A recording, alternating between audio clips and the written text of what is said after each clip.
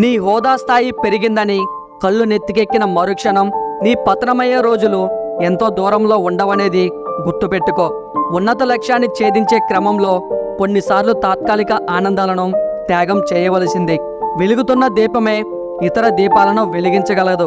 అలాగే నిత్యం నేర్చుకుంటున్న విద్యార్థి మాత్రమే ఇతరులకు నేర్పగలుగుతాడు. నేనే గొప్ప అన్న అహం ఒక మనిషికి గర్వాన్ని తెచ్చిపెడతాయి. నీ జీవితం ఆనందంగా ఉండాలంటే అహాన్ని వీడు. నీ గమ్యం ఎప్పుడూ స్థిరంగా ఉండాలి. మార్గం ఖచ్చితంగా నిర్ణయించుకోవాలి.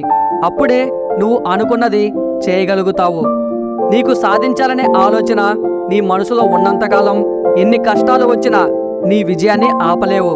నీ అభిమానం, ఆప్యాయత అవతలి వారికి అర్థం కానప్పుడు వారి కోసం నువ్వు ప్రాణం పెట్టేంతగా తప్పించిన ఫలితం ఉండదు. మంచి చెప్పేవాడు ఎప్పుడు పక్కనే ఉంటాడు. చెడు చేయాలి అనుకునేవాడు ఎప్పుడు ఎక్కువ దూరంగా ఉంటాడు. విలువైన వాళ్ళతో కాదు, విలువ తెలిసిన వాళ్ళతో స్నేహం చేయి.